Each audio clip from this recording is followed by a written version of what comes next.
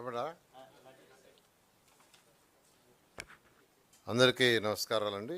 ఈరోజు అమరావతి క్యాపిటల్ సిటీలో 50వ authority meeting గౌరవనీయ సీఎం చంద్రబాబు నాయుడు గారి యొక్క ఆధ్వర్యంలో జరిగింది. దీంట్లో ఒక 7 విషయాలకు సంబంధించి డెసిషన్స్ తీసుకోవడం జరిగింది.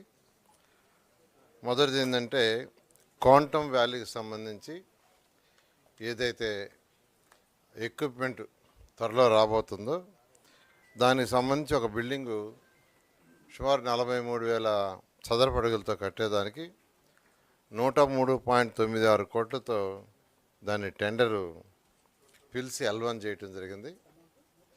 103.96 కోట్లు 103. ఇది స్పెషల్ బిల్డింగ్.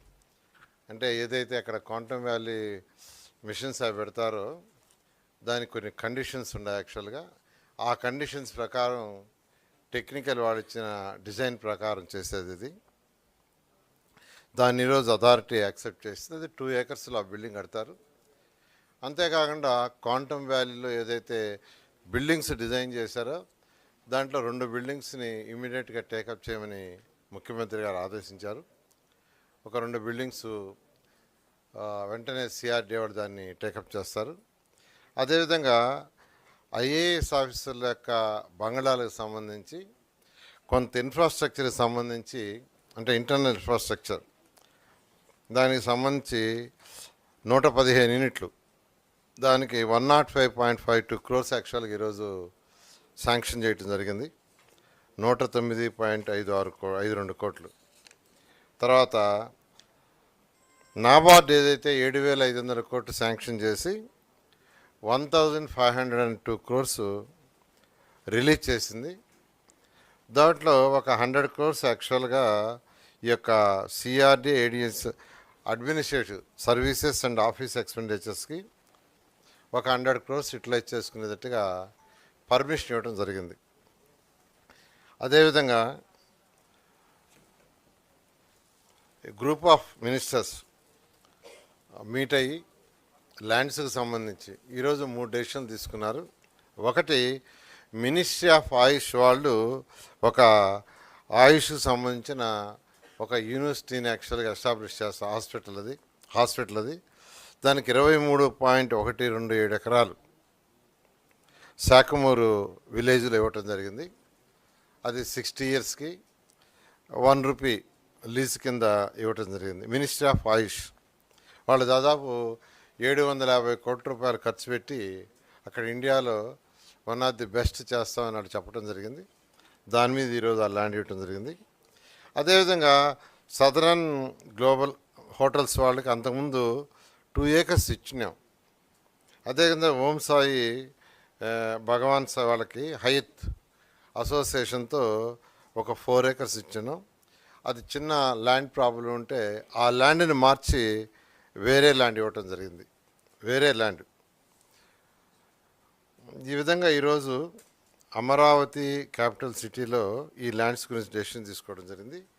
ఇది కాకుండా ఫ్లడ్కి సంబంధించి అమరావతి క్యాపిటల్ సిటీ సేఫ్గా ఉండాలని ఆ రోజు నెదర్లాండ్స్ వాళ్ళ దగ్గర డిజైన్ చేయించాం.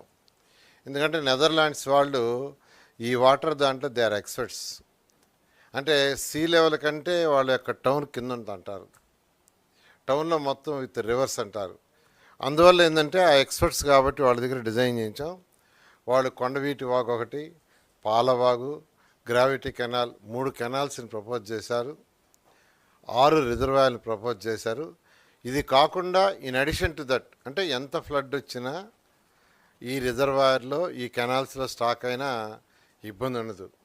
అయినా సేఫ్ సైడ్ ఉండాలని మరొక 22,500 క్యూసెక్స్ వాటర్ని బయటికి పంపించేటట్టుగా పంపింగ్ ద్వారా కానీ లేదా కెనాల్ ద్వారా కానీ, ఏదైతే ఈరోజు మనకు గుంటూరు ఛానల్ ఉందో ఆ ఛానల్ గుండా 4,000 క్యూసెక్లు వెళ్ళిపోయేటట్టుగా, ఉండవల్లిది ఆల్రెడీ 4,000 క్యూసెక్కులతో ఒక ఏర్పాటు చేయడం జరిగింది ఆల్రెడీ. ఇప్పుడు మరొక 8,500 క్యూసెక్లు పంపింగ్ చేసేట్టుగా ఒక పంపింగ్ స్టేషన్కి ఈరోజు అథారిటీ అప్రూవల్ ఇచ్చింది. దానికి 443.76 కోట్లు అవుతుంది. ఈ విధంగా అమరావతి క్యాపిటల్ సిటీలో ఎంత రెయిన్ వచ్చినా ఎటువంటి ప్రాబ్లం ఉండకూడదనే ఉద్దేశంతో ఆ రోజు నెదర్లాండ్స్ వాళ్ళు ఇచ్చిన డిజైన్కి ఈరోజు మరొక 8,500 క్యూసెక్లకి ఈరోజు అథారిటీ అప్రూవల్ ఇచ్చింది. అదేవిధంగా ఎల్పిఎస్ జోన్ 8 ఉన్న జోన్స్లో ఎల్పిఎస్ జోన్ 8 ఒకటి పెండింగ్ ఉంది, 11 ఒకటి పెండింగ్ ఉంది. దీన్ని 1,358 కోట్లతో ఆ ఎల్పిఎస్ జోన్ చేసేటట్టుగా, అది కూడా కృష్ణాయపాలెం, వెంకటాయపాలెం, ఉండవల్లి, పెనుబాక ఈ 4 విలేజ్ల్లో ఎక్కువ భాగం కవర్ అవుతుంది ఎల్పిఎస్ జోను. దానికి ఈరోజు అథారిటీ అప్రూవల్ ఇవ్వడం జరిగింది. అదేవిధంగా జరీబు ల్యాండ్స్, నాన్ జరీబు ల్యాండ్స్ ఇష్యూ కొంతమంది రైతులు మాది జరీబుగా కన్సిడర్ చేయండి అంటాం. దానికి సంబంధించి అంతకుముందు మండల లెవెల్లో కమిటీలు వేశారు, వాళ్ళు అప్పుడు కొంత డిసైడ్ చేశారు. తర్వాత డిస్ట్రిక్ట్ లెవెల్లో కలెక్టర్ గారి యొక్క ఆధ్వర్యంలో చేశారు. వాళ్ళు కూడా యాక్చువల్గా ఏంటంటే 18 ఎకరాలు తప్ప మిగతాది నాన్ జరీబ్ అని ఇచ్చారు.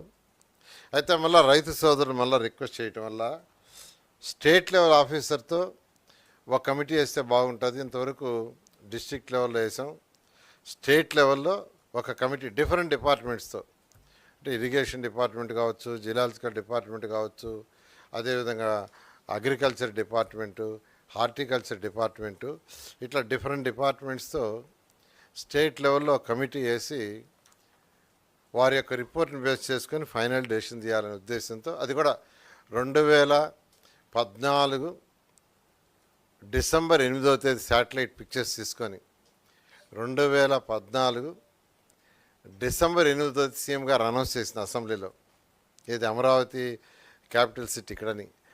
ఆ రోజు శాటిలైట్ పిక్చర్స్ తీసుకొని దీన్ని ఫైనల్ చేయమని యాక్చువల్గా ఆదేశించారు. దాన్ని కూడా వీలైన తొందరలో కంప్లీట్ చేసి దాని మీద డెసిషన్ తీసుకొని ముందుకు పోవటం జరుగుతుంది.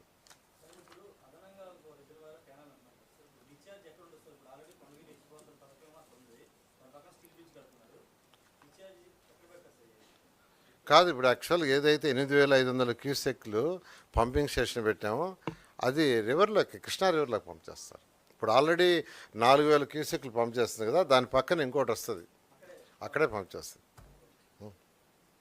Okay, thank you.